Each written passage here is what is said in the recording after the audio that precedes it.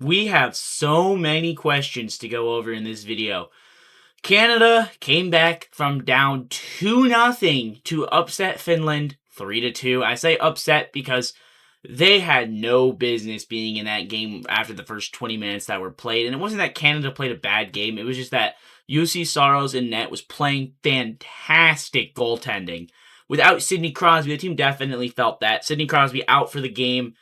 Connor McDavid wore the C. He had a nice quote about it, keeping it warm for Sid. Sidney Crosby is not ruled out, and he played a massive part in Canada's comeback. Players said Crosby played a big role in the locker room between periods behind the scenes.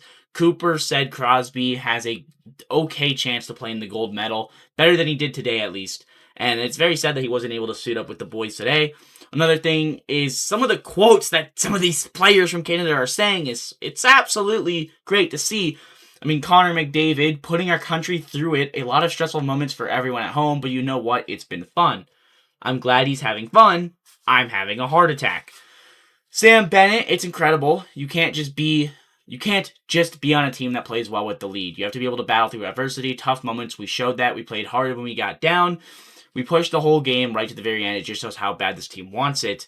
It was great to see. I agree. It was amazing to see. Nothing's better to me than Canada rallying to beat Finland 3-2. I loved it. And as you guys know, me being the biggest Macklin Celebrini fan there is, how did Macklin Celebrini do? Well, Celebrini had 9 shots on goal. He did not have a single goal, but he did pick up an assist on the game winner. And that game-winning goal, holy third period, oh my god, guys. When I say I almost died and this Olympics are killing me, I am being serious. It's 2-1. Canada's losing. We score. We tied the game.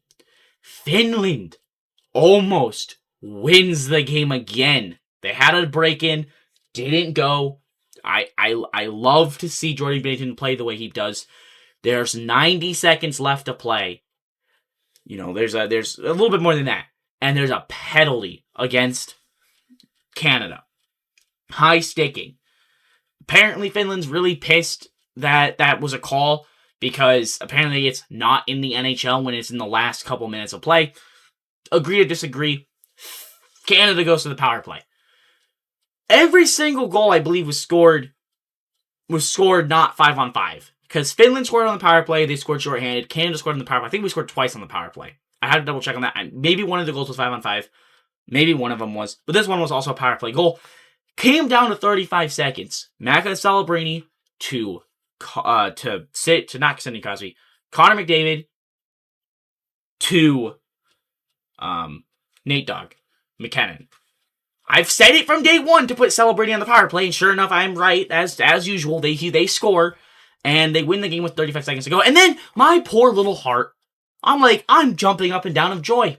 We've won the game. And Finland challenges the play for offsides. It's in booth review, and it could have gone either way. You guys need to look at it because it genuinely was a millimeter.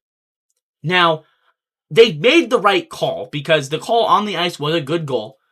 And if in that case, it has to be definite for it to be overturned. At least I know that is for the NHL. And it could have gone either way. I think the call would have been offsides if they had called offsides.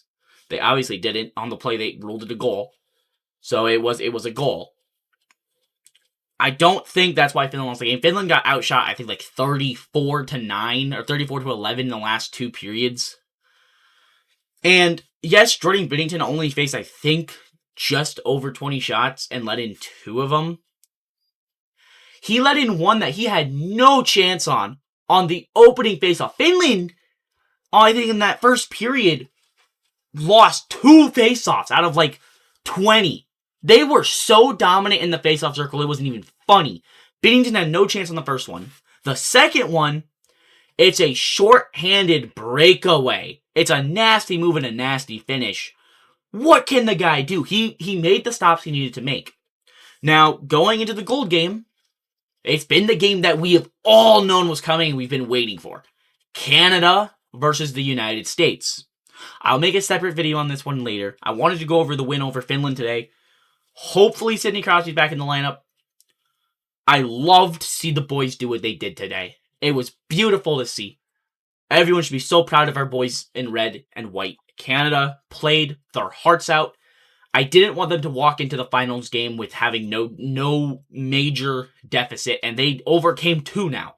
So really, what I'm looking at is a U.S. team that beat Sweden 2-1 in overtime, beat Slovakia 6-2 in regulation, and Canada, who's refused to lose to Czechia and Finland, going to play gold against the United States. It's gonna be one hell of a game. I don't want to dive too far into it. I think the big takeaways for Canada in this game was they played their hearts out in the last 2 periods. They need to get to a faster start against USA, and they need to make sure we don't have those dumb penalties. This is not the NHL. You cannot make those stupid mistakes. I think Canada played a really good game when we were trying to get back into it, and Cooper was playing all the lines, trying to find one that would actually get something going. So it was, obviously we saw a lot of Macklin, Celebrini, and McDavid in that top line in that first period. I think they had them on 11 shifts. Each shift is about a minute. I mean, they played half of that first period, so I know they were gas tired. Celebrini keeps up with his points. He has an assist. McDavid had an assist. I think he's at 12 points. He's broken records now. It's an insane Olympics, and it's just going to get more crazy. Let me know your thoughts down below. Make sure to like button and subscribe. And I will see you guys Sunday afternoon after the gold medal game. Let's go, Canada.